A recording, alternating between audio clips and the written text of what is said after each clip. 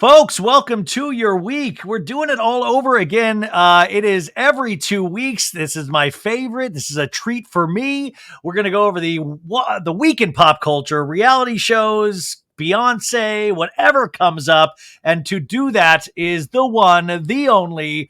This will be, her birthday was this week, folks. This will be the last birthday before she gets married. So it is Sophie Ross. Welcome to the show, Sophie. Hi, my last birthday is a Ross. That's what everyone kept saying. I was like, that's weird. Yeah. I mean, truly, I was thinking about that. I was like, wow, this is your last birthday before you get married. I know. Isn't that weird? It's really, what is life? Is the fear setting in? I'm getting cold feet. No, I'm just kidding. Yeah. I'm just like, stressed out all the time. And people planning weddings, I'm sure you understand. It's like just so stressful. I'm excited, obviously, but just like stressed. I'm actually going to Charleston in a few weeks for our tasting and for my hair and makeup trial. And so I'm excited for that. It's really moving quickly. You're already doing a tasting? Happening. It's all what are we having? Like, are we like duck, pheasant? What are we eating? What's the all of the barbecue? Above. Duck and pheasant. Wait, isn't what is like the Top Chef word for pigeon? Is that pheasant? I think that might be pheasant. Hamburger? Squab. Yeah. By the way, Top Chef, guys, Kristen is killing it in my opinion. Somebody just asked me about this on the Patreon, and I have not seen the first 2 episodes. And we were talking about Padma Lakshmi, how she used to be the host. She obviously, is no longer hosting. And Kristen's doing good?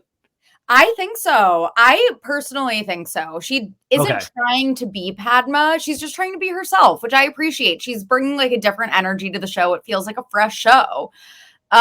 Big shoes to fill. Obviously, we miss Padma, but Kristen, I think, is great so far. So if you haven't watched Top Chef Wisconsin, check it out. Are there any cheating scandals in Top Chef? So far, no. I do miss the early seasons of Top Chef though, when they leaned into it being like on Bravo, where there was actually drama. Yeah. So I was just telling Ryan, I saw Chicago with Ariana last night. It was one of my birthday presents for my fiance, and she was amazing, you guys. She was amazing. And if you are in the New York area, you're able to see her as Roxy Hart before April 7th, because she is done. So basically in a week, if you can swing it and see her before April 7th, I highly recommend doing so. She was amazing. She like. Did you stay after and like to the side door, the stage door, and say hi? No, we didn't. We should have. I thought about it too late, but it was like drizzling. It was raining, so we were like, let's just go home. And then I was like, shoot, I should have done the thing where we like wait at the side door. But I took some pictures because in the program where it like explains all the actors and like their backgrounds, it's like, I took a picture of it. It had Emmy nominated next to Vanderpump Rules in Ariana's section, which Emmy nominated Vanderpump Rules. Yeah. She's built a diverse resume in film and TV, including Bravo's Vanderpump Rules, Emmy nominated, and was a top finalist on season 32 of ABC's Dancing with the Stars. She didn't win. I couldn't remember. I was trying to explain all of the lore to Henry. She didn't win Dancing with the Stars, did she? No. She took like 3rd place, I think. Like she was like 3rd or 4th place. I mean, she came close. But yeah, she was amazing. Completely exceeded our expectations. Like even Henry was like, oh my God, she was so good. Yes. I mean, that's what everybody says that goes and sees it. And I was like, she grew up doing theater and loved musicals. So I'm like, I think this is so great that she killed it. The box office was great. They extended her run. And now she got named as the host of Love Island USA. And I think this is what you got to do. It's like, keep your head down. She's not out there fucking like talking shit about Lala and Scheana and Sandoval. She's just keeping her head down and working, and people seem to like hate that. People seem to really be infuriated that she's not jumping in the mix and completely bad-mouthing the rest of her castmates like everybody else is doing. I can't get over, I mean, I can believe it, Scheana and Lala's arc right now. What is Lala doing, man? I don't get it. What is in your take? What is Lala doing? Because over the weekend, Lala, even I guess on her podcast, did a whole segment where she went into like somebody sent her like data on all of their Instagram accounts, trying to prove the point that like Katie buys her Instagram followers and things of that nature. And I'm like, what are you doing? Like, why are you doing this? Like, I just tell me that it's for the show and you're trying to make money, because I just don't get what she's up to. What is she up to in your opinion? I think we're going to find out when the reunion airs. It sounds like something went down at the reunion. Lala and Ariana got into it. And I think Katie, by proxy, is on the Ariana side of things. In any case, I feel like we're going to find out when the reunion airs, because it feels like that was kind of like the switch flipping. Yeah, but like Lala and Scheana have been jealous of the attention that she's been getting for a while. And Lala also, I think, is pissed that like her cheating scandal, quote unquote, if you can even call it that, didn't get the same attention that Sandoval got, because obviously, why would it? Like, we all knew Rand sucked. Like, well, no, I mean, I think also with that and that's like, we told you since the beginning, but Ariana and like, I think what happened though at the reunion is that, like Andy said, they got the last 7 episodes all at once to watch before the reunion. So I think whatever Lala said in those last 7 episodes, and we've seen 2 of those episodes thus far, we can already see Lala saying things. And Lala at the end of this past week's episode, she's like, it's all ick, the moves all of these people are making. And I'm like, you're making icky moves as well. I think you seem to be like on production side or something, but I can't figure it out. But whatever Lala says in these episodes, I think probably made Ariana livid. And probably, I bet Ariana went into that reunion livid at Lala, because when you say something, Lala acts one way off camera and one way on camera. That's how I see it. Right. I mean, she was doing her whole "I'm loyal to you" shtick. Like, when it was convenient for her to be on Ariana's team, she was. Yeah. And she just couldn't handle the attention that Ariana's been getting. I mean, I assume that's what it is. At least for Scheana, that's definitely what it is. Well, but Sheena's always been this way. And also, how many people do you track on your phone, the location? How many locations? Wait, I actually counted like 10. After that episode aired, I was like, I only have like 10 people. Am I a loser? So Scheana had 56, and guess what? I wasn't surprised. I thought there would be more. I was like, I thought that's a low number. I thought it would be in the hundreds, because it just seems like Sheena's the type of person that seems like she wants to like know where everybody is. Like, that's such a Scheana thing. Scheana, none of this shocks me, but Lala, it does kind of shock me, because it just seems, I don't see it rooted in any sort of reality, where this episode, she literally apologized to Sandoval. She's like, I'm sorry. It's just like, I'm treating you differently because of how my ex treated me. I'm like, how is Sandoval getting an apology? How do you watch that man do a breathing exercise where he orgasms and screams into a pillow, and you still want to have a deep conversation with him? That was deep, dude. Did you see that? That was amazing. And then he's like, oh, hey, Lala. Yeah. No, he goes, oh, hey, Lala. His voice raises, he goes, hey, Lala. Hey, Lala. Oh my God. I can't. Also, you're a dog owner right now.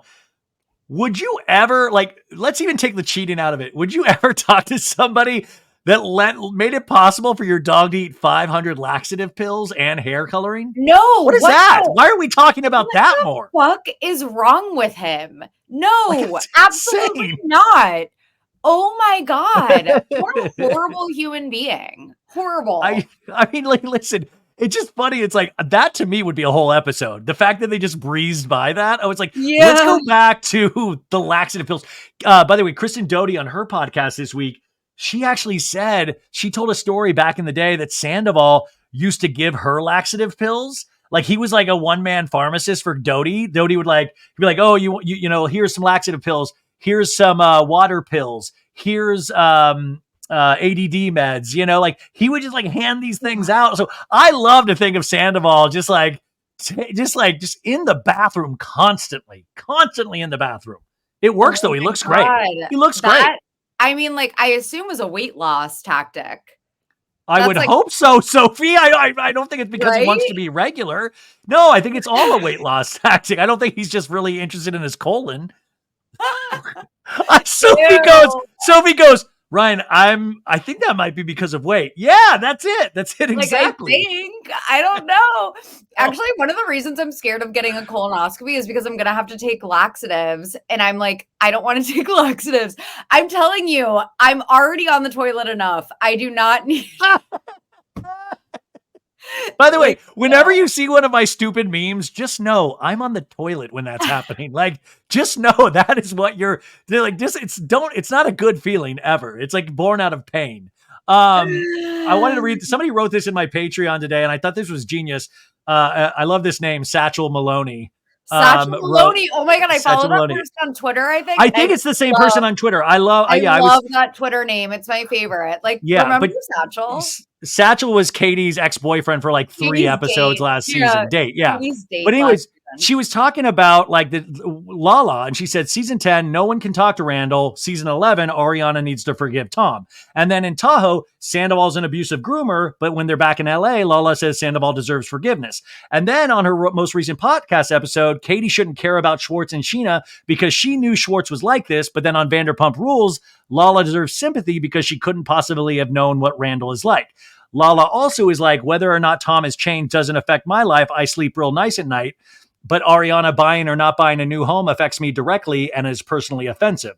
Lala also will say Katie is miserable during Katie's most unbothered and healing season yet, but she'll also say I'm becoming soft by talking shit about everybody and calling for Terry Maloney's attention while she insults Katie. Like, she is all over the map. Like, that's what I'm saying. Like, that's what doesn't make sense. That is such a good point. Like, that was the span of like 2 episodes was her. I'm getting whiplash. A groomer and then apologizing to him. Like, I don't know. But see, Lala speaks with such force. Like, I like Lala. I just don't understand the moves she's making. Like, just tell me it's for the show. Just tell me I'm doing this because of the show, you know? She needs to shut up. Also, I think that maybe they're getting in desperation mode. Like, I know that Scheana and Lala both just bought homes in the Valley. Like, I don't know if they're like strategizing to be on the Valley or if there's something going on behind the scenes where they're maybe like worried about Vanderpump.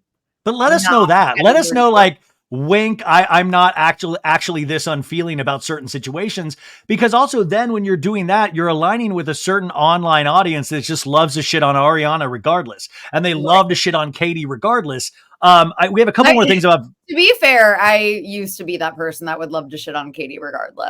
I've done that too in the past, which, by the way, this week, Terry Maloney will be on the podcast, Katie's mom. I talked to her on. Yes! We had Terry. I got to tell you, all joking, like, she reached out to me so much with all my mom stuff, and we had the best conversation. And she's also like, she's not like thirsty. She was like, I don't want to get anybody in trouble. I don't want to, like, so it was very respectful. But at the same time, like, her talking about, like, you know, I asked her about the Lala thing, and it's just like, you know, she's like, I love Lala. I've hung out with Lala so many times. She's so nice. And yeah, as a mom, it kind of hurts when you do see these things, because you're like, yeah, man, it's got to hurt when you don't understand why somebody's calling your daughter out. Yeah, I bet. And yeah, the fact that she, like, did she tag Terry? No, I don't. Oh God, I hope not.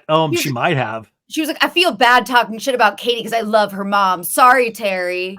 Like, but then just don't say anything. About? See, when you take it to an online audience, but then she'll yell at Katie for doing that to Joe and calling Joe a crackhead or spooky, saying you can't weaponize your fan base against people because you have a bigger fan base than Joe. And I'm like, but aren't you doing that with bringing up Terry and talking Katie? Like, that's what I'm saying. It seems like there's one rule for Lala, one rule for everybody else. Oh, always. Just shut up, Lala.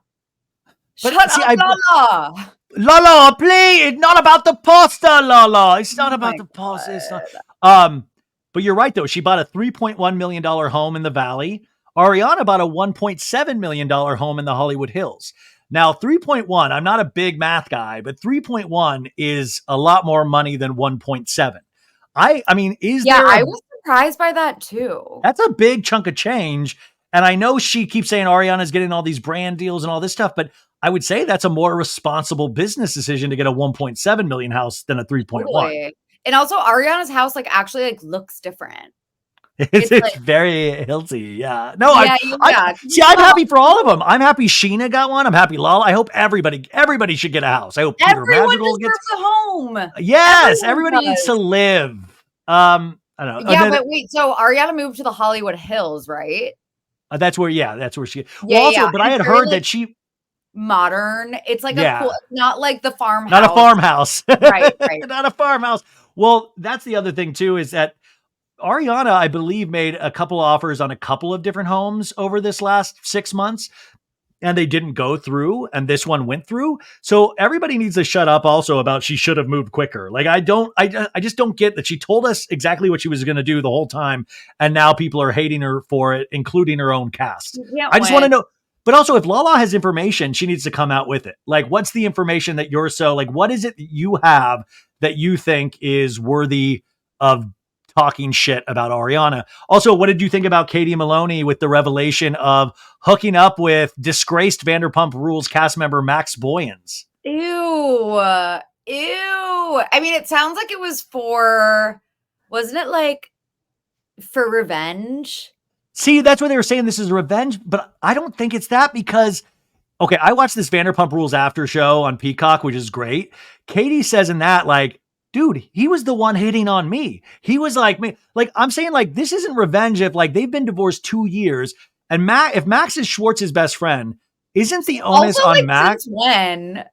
Since when? Wouldn't then Max be the one to, like, the bigger hurt here for Schwartz? Is like, why would your boy do that to you at all? Like, why does Katie, they're trying to make it like she's like the aggressor. Like on the after show, Jax was like, that sounds like Katie, big aggressor. I'm like, yeah, Katie putting together the Lego sets, big aggressor. And I'm just but I mean, like, the bottom line is that Schwartz doesn't give a fuck. Schwartz no, that's it. Not give a fuck. Yeah, Schwartz is like, as long as everybody's happy. Like, he truly doesn't seem to care. That's the funny part, but everybody else cares. And that's was it the after show? Because I have not been watching. I've heard the after show. So good. That's amazing. And also the Summer House after show. Dude, the Summer House had the first after show was after this week's episode. And that we'll talk about that in a second because that was great as well. So many details. I haven't been watching because I'm still just like, all I do is watch Survivor. But who was it that was like Schwartz has been all over fucking everyone, including Kristen did. Kristen said she feels bad for Joe's boss. Yeah. Schwartz slept with. And I mean, by the way, all these guys are getting their yayas out, which is fine. But why can't Katie sleep with whoever she wants as well? Right, without people? And this wasn't supposed to get back to Schwartz. Also, why do you think Schwartz revealed to Lala that he made out with Scheana in Vegas 11 years ago? Like, what would possess somebody to do that? And I love how after he was like, oops, oh my God, that wasn't supposed to come out. Like, you knew what you were doing. Like, he's so conniving and manipulative But why would you throw this out that like actually throws you under the bus? Are you helping your buddy Tom out? Like, why reveal that information 11 years later? Because that could potentially, like, Scheana was engaged to Mike Shay. Shout out to Mike Shay. Mike Shay. Like another cheating thing that Katie had no idea about. I thought Katie handled it pretty good for all things. Like, she was kind of like, I guess I should be surprised, but I'm not. Like, that was kind of the extent of it. Right. Yeah. I don't know. Like, what was the point? But it wasn't, it was on purpose, clearly. Well, literally, okay, here's the deal. Somebody throws this out on the show this week. You guys can listen to find out who. They think it was because production had found out about this and he was getting ahead of it, so it didn't get brought up a different way. Wait, production found out that Scheana and Schwartz like had this makeout in Vegas. They 11 years later, this information. And so he was getting ahead of it, just going like, oh, can you believe it? Isn't it crazy? Like 11 years ago, I made out with Scheana, because it just got brought up so weirdly out of the blue. And there's nothing saying that he had to reveal that. Like, he could have not revealed that and everybody would have been fine. So why reveal that? Kind of like upset the Scheana. There's weird things with Scheana. There's weird things with Katie. Why reveal that at all? It doesn't make sense. I think it was probably to sow discord between the girl group, first of all. Second of all, who was like the source 11 years later? Like, who was not going to let this It was probably Scheana. It was probably Scheana going, Sheena's like, John Mayer will not acknowledge that we sleep together. And I need somebody to fucking own up to like hooking up with me, damn it. Wait, who was it that posted, like, it was like a newspaper clipping, like a vintage Us Weekly blurb about Scheana. John Mayer's new lady friend, Scheana. He hasn't talked to her since she's blabbed to the newspapers about it, to the press, the printing press. Like, it's there's this, oh my God. There's this awesome TikTok account, Coca Marie or something. She's so good. Like, she so delves into all these Vanderpump clips. And I found her last week or 2 weeks ago. And she has this old school interview with Scheana from like 2005. And it was before Vanderpump Rules. And she sits down with like young Hollywood. And it's just addressing the John Mayer rumor. And she's like, I would never talk about my relationship with John Mayer. And then she proceeds to do a 15-minute interview where like the reporter keeps pushing and she'll be like, all I can say is he's a good kisser. Like, she keeps revealing more and more. It's so Scheana. It's so funny. She's like, all I can say is that my body was a wonderland. Yes. It's like, I just love how 22 decades on, like, it's the same shit where Scheana just doesn't shut up about hooking up with John Mayer. And John Mayer's like, leave me alone. I know. Well, and also, is there a world in which, I know you're a big John Mayer fan, Sophie, so shut your ears. Like, is there a world in which John Mayer has slept with so many people that he honestly might not remember hooking up with Scheana? Is there a world in which that's possible? Okay, like, you could argue that, but he definitely knows who Scheana is. He's also best friends with Andy. Like, he watches Bravo. He knows. He knows. Okay, because I thought maybe there's like, oh, really? That was you? Okay, because he was like, she's talking about like he was dating Jennifer Aniston. And so they hooked up after the Jennifer Aniston relationship. Like, John Mayer's had so many different eras. Like, I remember Krav Maga era of John Mayer when he used to take Krav Maga classes. I remember him saying Jessica Simpson, sex with her was like sexual napalm. Napalm. Yes, of course. The Playboy interview that went to like straight to hell. Yeah. Infamous. Yeah. So I love that there was a Page 6 article I talked about last week that it was like John Mayer tells close friends that he does not have any idea about this Scheana Shay mess. And I was like, can you imagine being a close friend of John Mayer? And he's like, hey guys, can you all gather around me? We got to talk about something. There's a news story out there about Scheana Shay right now. I just want you to know it's not true. Like, could you like this Page 6 is sometimes insane. I imagine him like literally talking shit about her to Andy. Yeah. Oh, big time. Big time. Like, and Andy will be like, bro, Scheana, you picked, come on. She's going to tell people, you know, you got to go with somebody like Lala would potentially keep it secret, but Scheana, come on. Anyways, do you watch The Valley? Did you watch The Valley? And I hate to say it, you guys. Told you. The Valley is incredible. I know. Like, it's good. And it's because of Jax and Kristen. Like, Jax and Kristen are made for reality TV. We know this already. I feel like we kind of like, they were off our TVs for a couple of years and we needed a break from them. But now that they're back, baby, I never want them to leave. I'm sorry. Also, why is Jax is Jax this obsessed with Kristen's sex life? Like, Jax is like annoying. He's so fucking annoying. He literally, just because like he like had a baby, he thinks that he can dictate whether someone else is ready for a baby. Like, he's just like so sanctimonious. I'm telling you, it's literally him and Nick Viall. The most annoying, like, think they invented fatherhood the second they had babies. Like, oh my God. I was so annoying. That pissed me off. Well, Jax seems like he knows when like Dodie ovulates. He's like, you're ovulating right now. Like, I know the rhythms of your body, Dodie. Like, it's so weird.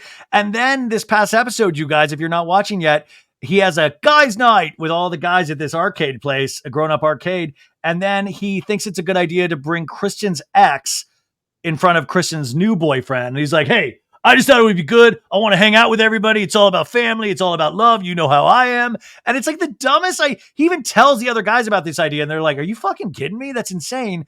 But it's great television. You're like, and this Luke, he's so soft-spoken. He's like, I think that's a horrible idea. It's just horrible. It's great. It's great television. He also is like, he got like really red. Like you could tell it was like simmering beneath the surface. And I got kind of like scared of Luke. Yeah, he's a real man, like Kristen says.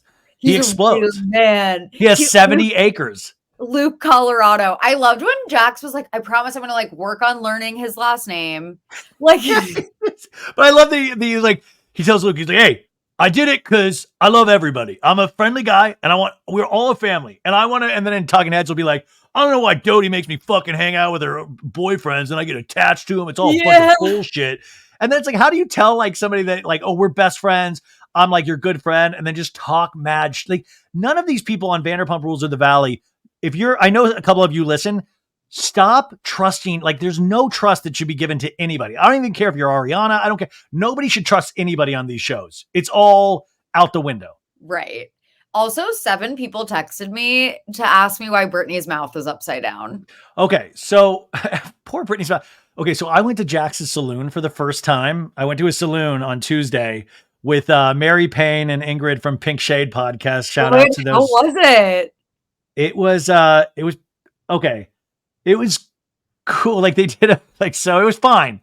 The beer cheese, Mama's beer cheese, 1 scoop for $16. And I swear to God, they're just taking Trader Joe's pub cheese and putting it in. It was fine, but it was like, it was more expensive than it should be, but like, it's a cool vibe. Like the decoration is great, fine. But then like the Valley cast members started getting there. And Jax and Brittany arrived separately, and they truly didn't really hang around each other. They seemed fine with each other, but didn't really hang around each other. But like Dodie and Luke were there. Michelle Lally was there. Zach Wickham, the friend, was there. And I was talking with Dodie a little bit.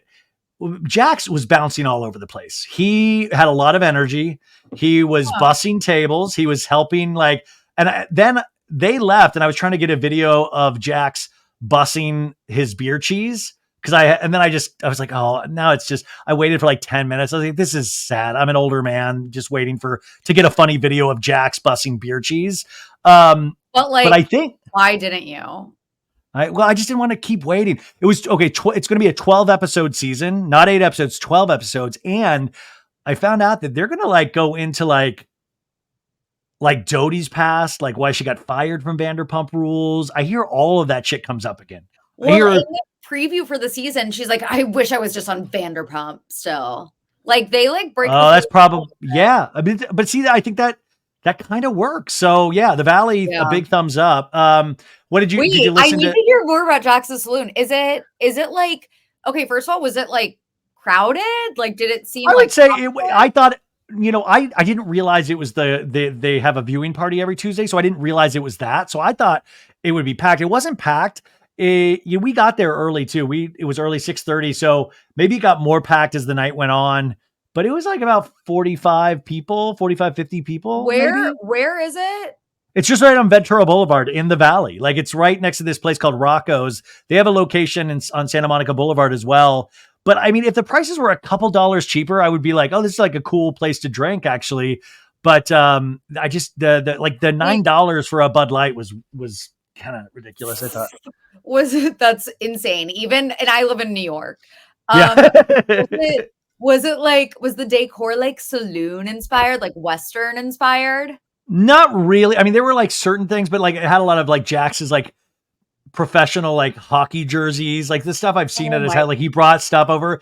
The inside has like this really cool wallpaper, but it has like neon that says like #1 guy in the group. So there's like some things like that. Like it is a cool, it's a funny spot. But Jax was like classic Jax. He's just bouncing all around. I don't know. It was very funny. But the Brittany thing seems sniffing.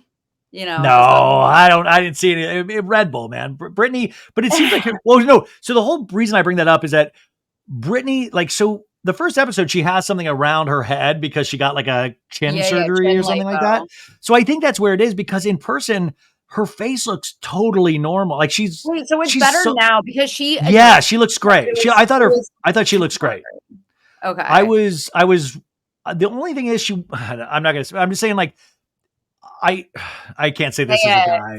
No, I think no, because she really is tiny. Her boobs weigh her down. You said it. I didn't say it. You said it. Okay. Yes. You said it.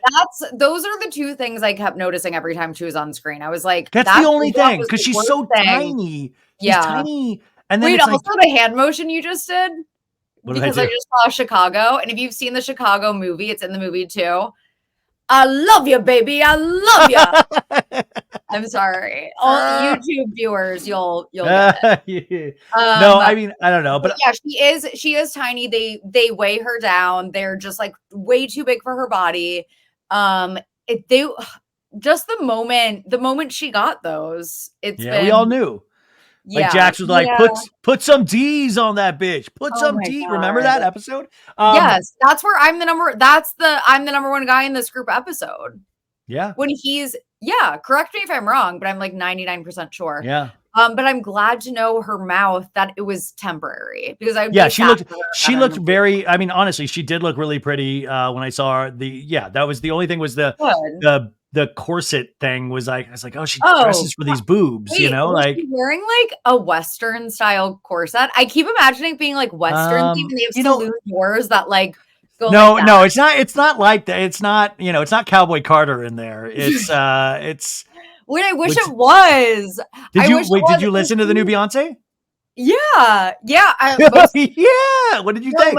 Most of it. And I love it. It's an hour and 17 minutes long. It's an hour and 17 minutes long. I love it. I thought it was great, but I already see so much discourse online about it. And I was talking about this to a friend. I was like, do we ever go back to like sitting with a piece of art for like a second before we rattle off exactly why we hate it or why we love it? Like, can't we sit with something and like say, oh my God, this song is growing on me. Like, oh my God, this song is like Bodyguard. What an amazing song. I can't wait to keep listening to that. Or like the Miley Cyrus song was great. And people are just annihilating Jolene, her cover of Jolene, because some of the lyrics are rewritten, and they think it should be written to not beg this woman to steal her guy. I don't know. I just, sometimes the online discourse about this stuff exhausts me, but like, I really like listening to it the 2 times, and I can't wait to keep listening to it.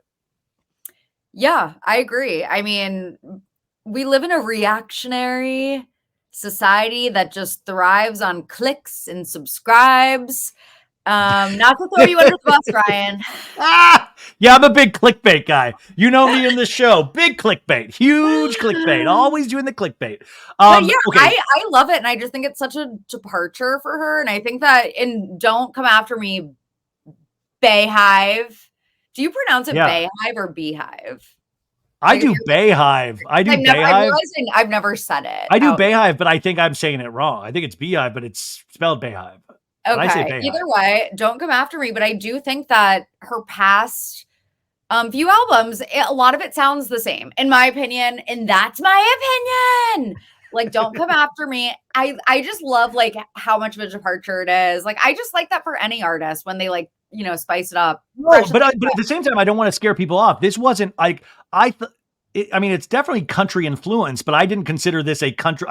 I still heard so many different genres on this. Yeah. It wasn't just like, oh man, this is hardcore pop country. Like, no, like there were so many different styles on this that I thought, yeah, you can feel the country influence, but it didn't overwhelm you. I still thought it was very much a Beyonce album at the end of the day. And I love these kind of huge launches. So supposedly next Friday, she will reveal the next phase of her tour, the Cowboy Carter tour. So get ready to blow more money out there, folks. I mean, and this is only the second act, because the third act has yet to be revealed. So you had the first one, which was Renaissance, which was like a throwback to house music, disco. We have country. And the third one is rumored to be rock.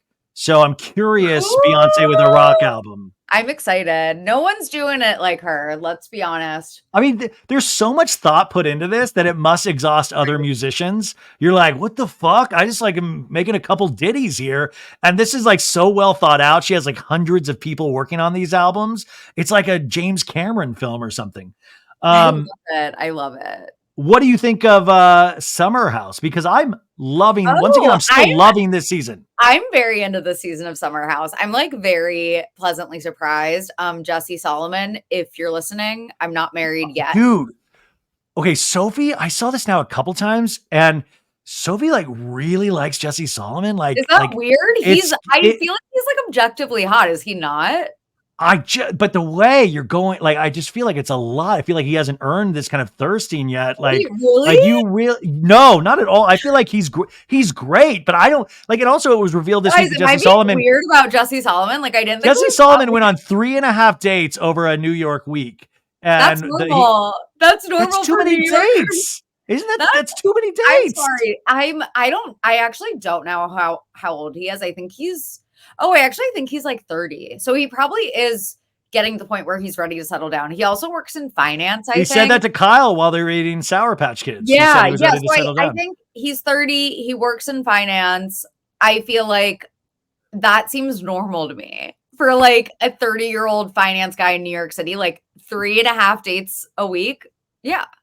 No, but I just think it's just interesting. The guys that you like throw your, like, it's Joe Burrow and now Jesse Solomon. Like Joe Burrow, I get. Jesse Solomon, I think I'm like, let's like maybe wait till his second season before you like go to the Okay. Hold on. I just don't. I mean, like, I just don't fair. I don't think that's fair because first of all, have you seen the thirst for West? I see the West one. He's quirky. He's funny. Wait. You're gonna hate me in a second. I'm gonna blow you away in a second about what I'm about to say. Say it. I can't get, you're like West with Jesse Solomon. We need to wait for his next season. Like it's too soon, but West, it's not too soon. Listen, I think I would be protective of you even if you did the West posts. But I've just noticed now a couple of times I've hopped on the old Twitter and there have been pictures of Jesse Solomon with your account, and I've been like, oh man, she's like in deep on this. And it's only 6 episodes into the season. He's also, guys, I'm sorry, like nice Jewish boy. Like, come on. How do you know he doesn't even, okay, I like him. His bar mitzvah. I like him. But also, he only has like, and he's a cancer survivor. I like so many things. The fact that he's a cancer survivor against him. No, he only has one ball. What are you talking about? What are you saying? I can't believe that came out of your mouth. Of course, I wasn't going to say that. I was going to make you say it. But let's. I'm joking. Okay, this is really. I got to tell you, this was my favorite episode that Sierra's ever been in. Yeah, I liked Sierra this episode. This is the first time where I was like, am I rooting for Sierra?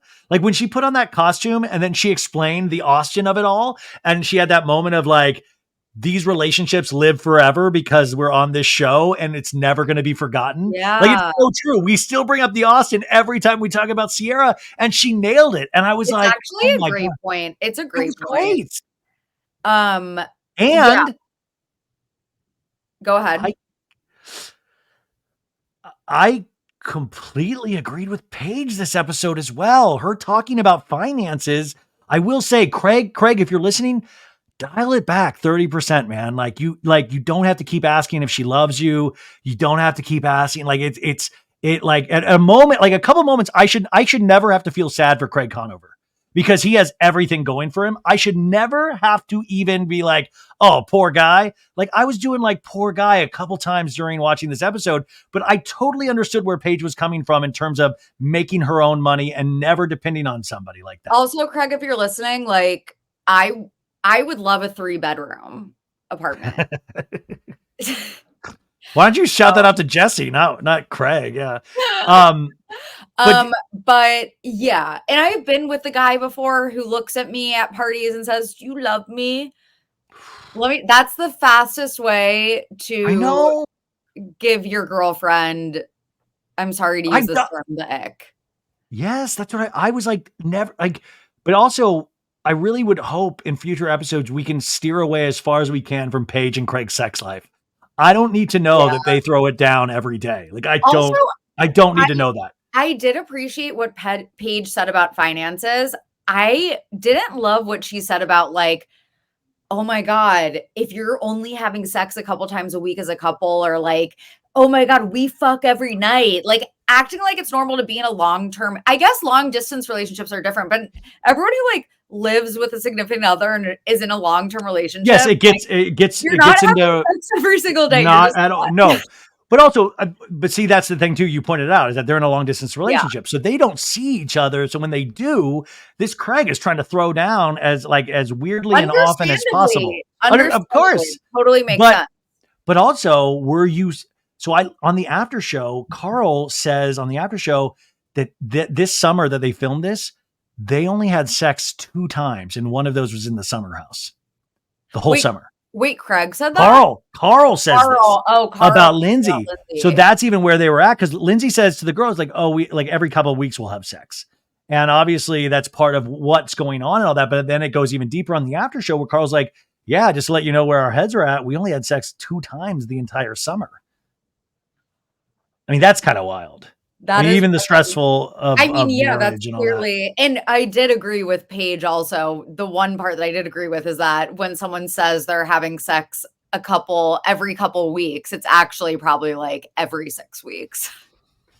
Well, I mean, listen, I think the thing that we can see is that from both sides, I don't think these are the right people for either of those. Like, for Lindsay, Carl is not the right person. And for Carl, Lindsay is not the right person.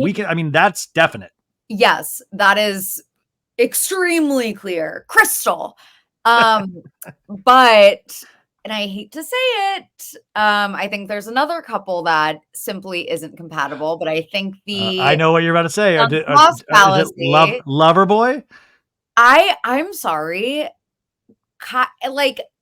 I know, like, some people are like, well, I think that's just like kind of their, like, that's their relationship. I'm like, do these look like happy people to you?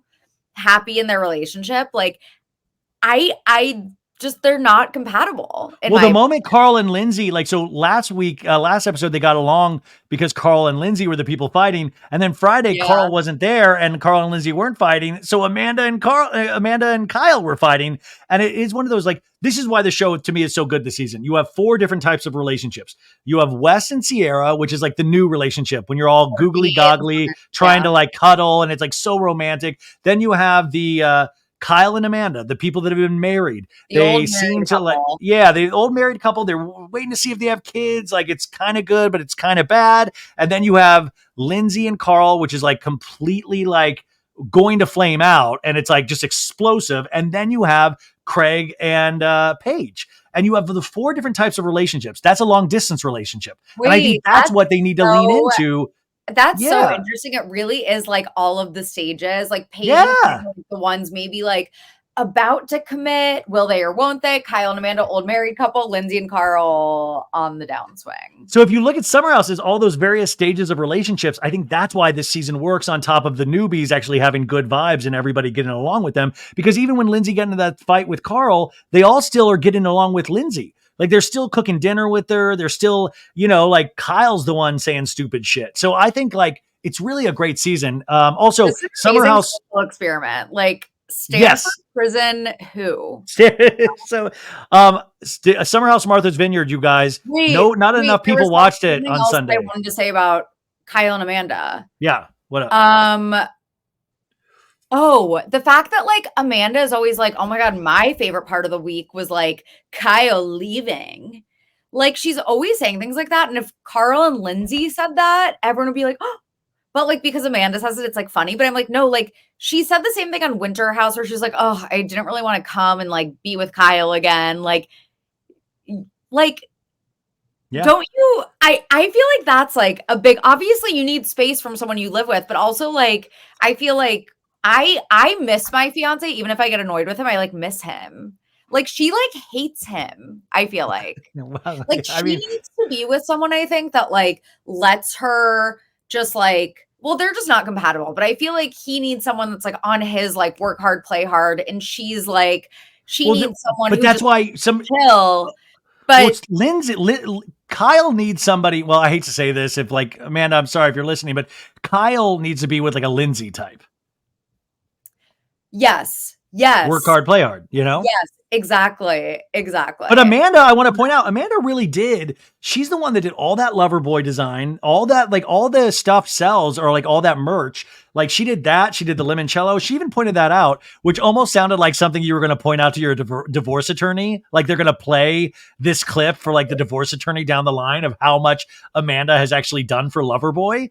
And I do wonder where that relationship is headed. But like at the same time, I don't trust anybody on these shows. Like I don't know if they're doing it for the camera, but it does seem like she's really disgusted by him. It's the sunk cost fallacy. It's like, well, the what? The sunk cost fallacy. You know what that is? I don't know. Sunk cost? Ryan, cost? You know what the sunk okay, I'll explain it. Basically, it's like you've invested so much time and resources into whatever this is, whether it's a project or a relationship where you're like, I've invested too much at this point. Like I can't cut loose now. It's, you know, I feel like it's called sunk. Is sunk cost 2 words or is it 1 word? The phenomenon whereby a person is reluctant to abandon a strategy or course of action because they've invested heavily in it, even when it's clear that abandonment would be more beneficial. Wow, most of my relationships, amazing. No, that's amazing. Wow, that actually is truly fascinating. Oh, I learned this yesterday from my buddy Jairus. He said this is a term that a teacher used, and I thought this was great. I wrote it down to tell you that kids now comment section kids, where there's a phenomenon of kids aren't thinking for themselves. They'll go into the comment section first and see how everybody else thinks and then determine their own thought pattern based on comment section. So comment section kids, which I thought was fascinating. I love that comment section. Oh God, that's terrifying. I mean, that's a big problem with social media. Yeah, but I didn't even think about that, about people like not determining their own way to think. Yeah. Okay, so Summer House Martha's Vineyard, you guys, I'm begging you to check it out. The first episode was last Sunday. Second episode is tonight. I really loved it, but I think it is worth your time. Also, Potomac this season ended with a bang. Mia and Gordon, there was this great 15-minute scene at the very end, and I tapped out on some of this season because I thought it was kind of really slow and didn't work. But then people were like, you got to watch this last 15 minutes. Wait, really? Oh, it was great. Mia, Gordon admits that Mia has this other side guy named Mr. Ink that she's allowed him to have, but there were a couple rules, like don't make a fool out of me, don't bring him around the kids, and you've done both. The cameras have to get put down. There's conversation, they break the fourth wall, and then the reunion, which starts tonight, is going to have some of this play out. But the big thing is Candace Dillard Bassett, they announced she was gone, or she's moving to greener pastures, and allegedly Robin Dixon is not made the official announcement yet, but that she is gone as well. So those are the two people gone from Potomac. You're just smiling. I mean, I am sad about Candace, but at the same time, it's like the show didn't work this season. With Robin, her music career. It's about damn time. But well, Robin hasn't made a statement yet. Robin hasn't made an official statement. So I'm curious why. I mean, this is what, and I tapped out, like you said, I tapped out. Around, I think episode 7, I think. I watched. Early on in the season. Then it just never ended. I was like, why has it been 7 Well, I was watching Married to Medicine on the same night, and Married to Medicine for me, because I'm newer to that show, was awesome. I was like, new relationships. I was kind of getting into the lore of that all. But Potomac kind of seems like it did stall out a little bit, and they're going to correct it. But this Mia is in a really interesting position right now. This is her next season is going to probably be built around her a lot, it seems like. I actually saw a clip of that scene with her and Gordon on Twitter. And is it bad that I feel bad for Gordon? Of course. I mean, I do too. I mean, he's really gotten the short end of the stick. Well, he just went through cancer. He, obviously is an older out of his business somehow. Yeah. Do you know who else you should feel bad for? Just Gypsy. Gypsy Rose Blanchard announces separation from a husband 3 months after prison release. Gypsy Rose Blanchard made a statement this past weekend. People have been asking what is going on in my life. Unfortunately, my husband and I are going through a separation, and I moved in with my parents' home down the bayou. I have the support of my family and friends to help guide me through this. I am learning to listen to my heart. Right now, I need time to let myself find ... who I am. She wrote in a statement obtained from her private Facebook account. So Just Gypsy, this is going to be good for her reality show. But like, yeah, 3 months after being released, her and this, the D is no longer fire. She said the D was fire with this guy, and now it's done 3 months later. Oh, Gypsy. Well, wish them the best. Go have fun down the bayou, Gypsy. I unfollowed Gypsy. I was like, okay, that was fun for 5 seconds. And then I unfollowed her, and then I found out that she deleted her social account. So now, what do you think of the P. Diddy mess? Oh my God. It gets like worse by the day. It's crazy. Yeah. It sounds like with the Department of Justice involved in the raid. I mean, the Southern District doesn't usually mess around. Like they're not just willy-nilly going. It sounds like they are ready to, But we haven't read I want to know what the report is, like what the trafficking thing is. Like they raided both his homes in Beverly Hills and Miami or in Florida, and I'm curious what was found. Like because there was also rumors that Puff Daddy had he'd fled the country on his private jet. His jet was spotted in like Anguilla or something. So people are like, did he take stuff over to Anguilla? But he is still here. He actually made a statement on his Instagram just about like his next phase is going to be all about love and fandom and all of this stuff. Right. So I don't know what's going to happen because there are so many blinds about this dude. And there are so many. And if you read his ex-girlfriend's court case from December, the paperwork that went into that and all the details. Yeah, she's the one that kind of like cracked it wide open. And she was really brave to do that.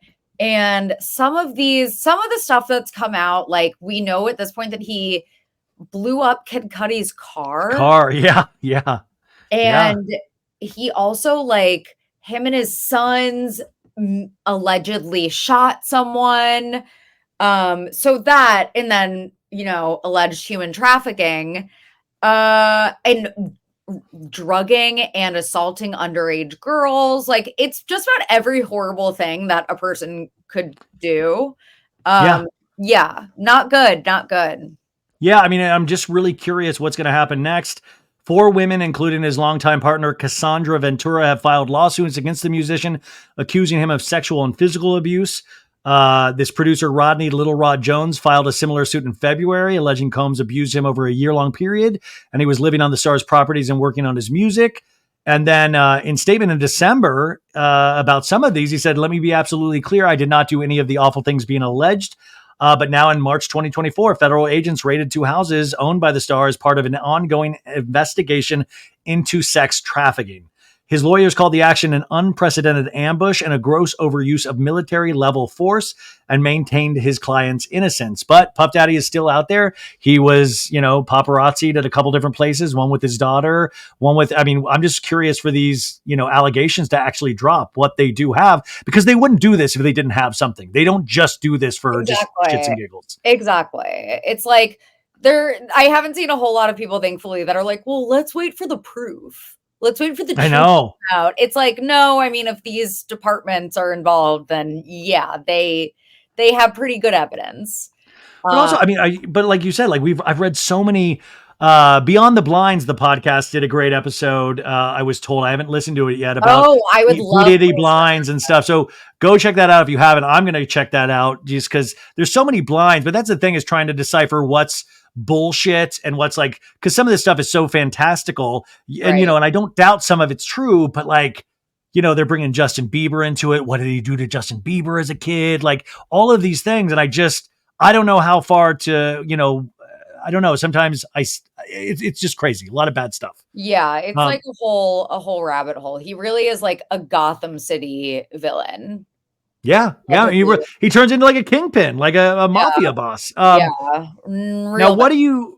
Lizzo, musical artist Lizzo, this weekend, she says she quits Instagram And she posted a statement saying, I'm getting tired of putting up with being dragged by everyone in my life and on the internet. All I want is to make music and make people happy and help the world be a little better than how I found it. But I'm starting to feel like the world doesn't want me in it.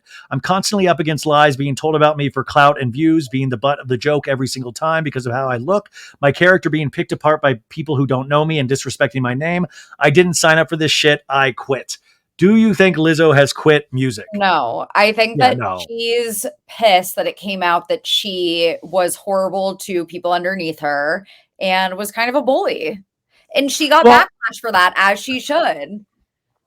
Well, I mean, yes, obviously. And I think the courts are going to take care of whatever that is. And I do think there's room. I think when you get successful to a degree, people do come after you. But like, you know, I'm curious to see what is true and what is not. But also with Lizzo, like, I don't know, like I followed Lizzo for a long time, and I sometimes think she like makes fun of herself so much that other people will then feel like it's okay to make fun of her as well. And I think she right, like seems like Instagram handles literally Lizzo be eating also. By the way, I read that.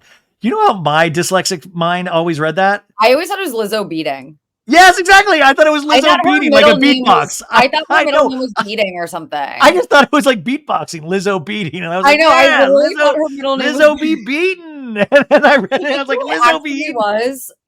I think it actually was Azealia Banks who may have made that she took. And then I was like, I hate that I'm like agreeing with Azealia Banks and that she kind of made a good point that it's like, if you are constantly poking fun at yourself, you're kind of like giving permission other people to do it. Exactly. And Azalea, thank you for taking time away from talking about Beyonce's album to actually talk about Lizzo. But at the same time, I think Lizzo Lizzo wants us to be like, no, don't quit, Lizzo, don't quit. Like she wants a hug. She wants us to be all like, cause she had like that career that was like kind of perfect until that ding happened. But she's got to like get through this. She's well, she's talented too. Like the thing is, the girl is talented, but it's like also when she posts, she's like posting usually just in G strings and I think she seems to have a certain way she wants to be seen. And I think she doesn't do herself any service sometimes in how she presents herself, but that's her business. She can present herself however she wants, but then the discourse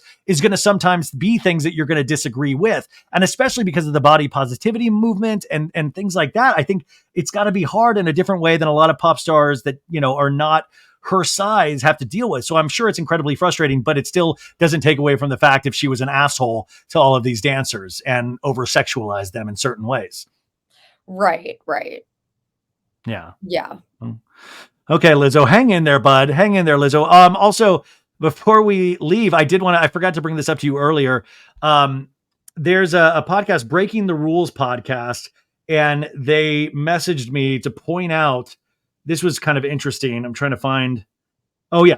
Did you see this about Brock, Scheana's husband, leaving the comments on Raquel's or Breaking the Rules pod posted this thing about Raquel on her podcast, or Rachel on her podcast had a PR representative, her PR person on, and talked about their theories. And the PR representative put out like, I know this isn't going to be popular, but I still think that Ariana knew about this and like could have checked Tom's phone earlier and said all this stuff. And then Brock wrote, damn, I would have thought by now Raquel would have got a better PR, but apparently her PR just wants to leverage her working relationship for what? Clout? Don't ever come for Ariana in this situation, you callous cunt. And then he put like C up, like, and then he put two. Is that your Brock accent? Yeah, I can't do New Zealand, so I do it. I do Irish. I do Irish. No, I do as an Irish man. I do as like a little Irish man. Hey, it's me and Brock. Come on, look at my lifts and my shoes. I literally. Yeah, I know. By the way, some people don't like. Some people will get to the podcast. Like I've been doing this for years, and people will be like, "Wait, why do that's not Brock." That? Because you don't listen to the recaps, which is totally fine. But like that's how I do him all the time, and people will still be like, "Why are you doing him like?" Because I can't do a New Zealand accent. Wait. So I just think it's like, "Hey, I'm Brock. What's going on? I got your location, Scheana." He's from New Zealand, not Australia. Well, probably Australia. I'm so sorry, guys. I know I have a lot of listeners, but I'm so sorry. But also, like, I'm just dying because Ryan is generally extremely good at impressions. Like, that's not true. I'm always bad at impressions. What are you talking about? I love your impressions personally. why is it that like the Australian actor, because I agree, like why is it so hard? But like Elisa Vanderpump or James, yeah, it's like so hard. Wolf in Soho. Yeah. Watch my new show Vanderpump Villa on tonight on Hulu. Yeah. So, anyways, Brock posted this comment and like called her a CUNT, but like put 2 asterisks instead of this UNN. And then the PR person responded back, when individuals resort to name calling instead of engaging in constructive or respectful dialogue, it reflects more on their character and parenting values than on the person they're addressing. As a father to a young daughter, I encourage Brock Davies to reflect on the example he sets in addressing women he's never met on social media for expressing their opinion. The internet is forever. I always invite respectful dialogue at It Girl Public Relations. So she kind of ate him up. Well, but I think Brock fell into that trap. Brock fell into it. And also, why is Brock standing up for Ariana now, but none of those fuckers can stand up for Ariana in other situations? Why is it now? Like, you'll stand up for her with Raquel, but you won't stand up for her with Tom and all these other people? Right. That doesn't make sense to me, that part. And, like, also, like, your wife is trashing her. So. Well, is Scheana trashing her, or is Scheana just doing the Dancing with the Stars? Like, oh, I wanted to be on there. Like, I think Lala's flat out trashing her. She's come a long way since being my backup. she swears that wasn't shady. She swears that wasn't shady. What are you talking about? Henry, when we saw Chicago, Henry was like, did Ariana like have like a dancing, singing background? Like she was amazing. And I was like, well, she was Scheana's backup dancer. That was our first introduction to her. Wait, in her bio, does Ariana think Scheana? Oh, does she think Scheana? Does she think Scheana in the bio? Does she think I'd like to think Scheana Shay? Scheana was pissed. She did thank her family and friends, but not Scheana by name, which Oh shit. Oh no, that's not good. I know. Brutal. Okay. We're close to ending here, but in May we have a new season of the Kardashians. Did you know Caitlyn Jenner and Lamar Odom have a podcast together talking about Kardashians? Isn't it called like Keeping Up with Sports or something? Yeah, baby, it's me and Lamar. Yeah, we're keeping up with sports, baby. Yeah, woo. We still don't have word what tapeworm has gotten a hold of Scott Disick. He still looks so skinny, but there's a new season of Kardashians coming in May. And I really this is the longest they've had in between seasons. And I'm really curious how that's going to affect things, because I feel are we going to be talking about like last year's Met Gala? Yeah. What is there? I feel like they've been relatively quiet lately. Yeah. Like what's happened? Oh, what if it's like Kylie and Timothy? What if Timothy has a confession? Oh my God. What's up, guys? It's T to the C. What else? If you haven't seen Benny Drama's impression of Timothy Chalamet. No, I haven't. Oh my God, you have to watch it. Yeah. Just really happy to be here. Timothy Chalamet is filming the Bob Dylan movie in New York right now. He's on the streets of New York filming the Bob Dylan movie. I still haven't seen Dune 2. We've been meaning to go. Me either. And I keep meaning to go too. But Warner Brothers this past week made a first look deal with Timothy Chalamet because he was in 2 hits for Warner Brothers this year, Wonka and Dune 2. And they don't make these deals anymore. So Timothy Chalamet really is the last great male movie star. They made an actual deal with him. Okay, can you explain that? Because the only thing I saw in the context of this was that Club Chalamet said she was investing like in the stock market wise in Warner Brothers because they're investing in Timothy. And it's that's how you know you're a real star. Okay. So this is so they have a first look deal with Warner Brothers. So that means that Chalamet can make films for other studios, but they will have a first look. The studio has entitled to a right of first refusal. So the deals are not released, but it's a multi-year agreement. So if Timothy Chalamet says, hey, I want to do a film about this race car driver, he offers it to Warner Brothers first. And if they say, you know what, we don't like it, he can take it to another movie studio. But they're in the Timothy Chalamet business and they want to make sure he is kept happy. What else should be people